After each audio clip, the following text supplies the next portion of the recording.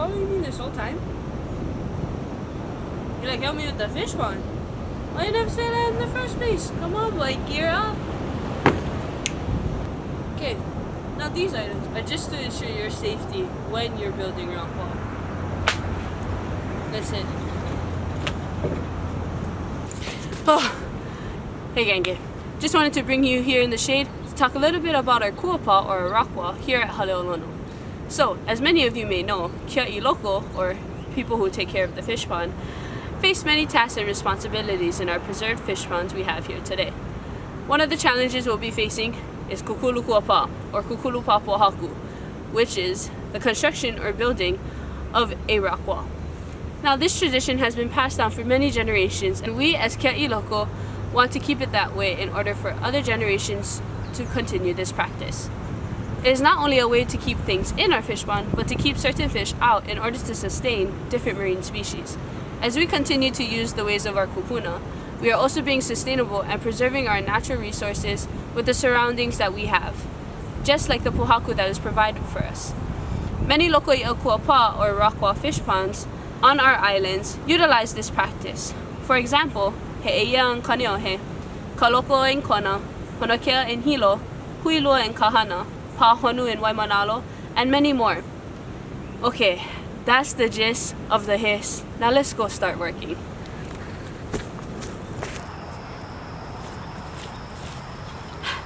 Now, rock wall building takes skill and years of practice to perfect. But thanks to Paepae o Heʻeia Genki, they made it easy for community members to learn and remember this process. They use a 4-line chant that gives a step-by-step process of Kūkulu pōhaku. Ho'oniho kaniho, Paepae kealo, panihaka haka, pōhaku kapopole. Now do it with me. Ho'oniho kaniho, Paepae kealo, panihaka haka, pōhaku kapopole. Now you have done your protocol to enter. Before entering or interacting with the fish pond, you must ask permission of the place or entity in order to enter. And, since it's raining now, you should always kilo and observe your surroundings before interacting with the wall. This is to ensure your safety while you're working with kanaloa. So how's it? So I guess we'll go over the basics of the pōhaku over here for this. Any pōhaku or kuapā or paia that you're building, or for your mala. So you can start here on the bottom. These are your niho, or like your teat. So if you're somewhere where they get sands or mud, you're gonna kind of bury your niho. So you're gonna dig out and plant it in there. But as you can see over here on the east side of Big Island, it's all pōhoihoi. So you end up treating these like you would in alo. We'll talk about that later. So as you move up, your next stones, all these ones, these are your alos, right? So your alo is your face. These are your face stones. So as you can see, it doesn't mean it needs to be flat. This one's nice and flat, but this one is round. That one's kind of pokey over there. So that's all your alos, and you just flip it around till you got a nice alo for aesthetic purposes, but for function, you need it to not kick out. So when you do that, you just kind of push on the front over here. You see how the thing will move, then you know you're good. So the pōhaku that we use to fill up the haka haka, we also refer to as haka haka, or sometimes even unu. Unu is more kind of like a wedge style shape. It's more specific in its function. And then we get up here to the top. So these are your papale, or your capstones. And as you see, you try to make it not yes aesthetics, but also function is, think about it. Do you want to walk on top of it if it's not flat, or if it's all pokey? No, you like them as flat as possible.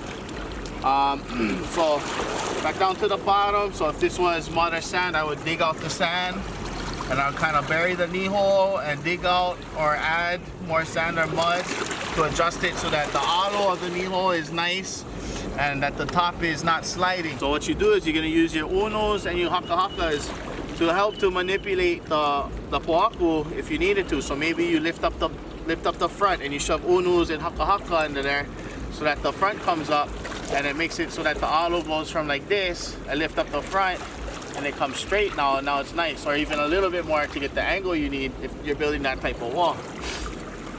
Same thing as, you know, adjusting the back. Maybe you pull out haka-hakas from the back, and so you can drop the back down so that it'll come like that. The whole rack will come down, the alo will change, and then you haka-haka in there.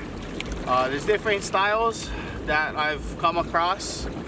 Some guys, you know, they kind of just with their haka-hakas, they kind of just throw them into the space, and you know, that's cool. That's their style.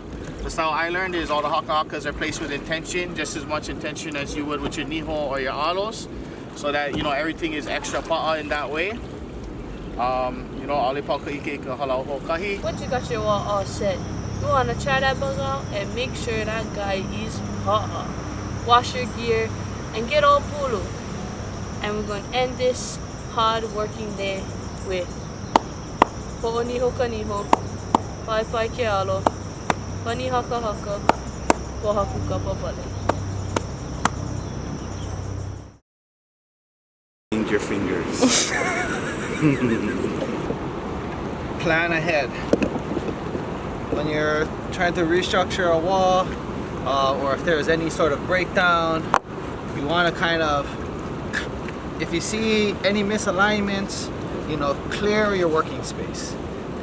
Clear the space in which you need to fix. Even if you think that maybe one of the pōhakus or pa'a, move it anyway, so that you have a nice, good surface to work with. Using this method will remind us of the lifestyle of our kupuna and how they carefully manage their natural environment.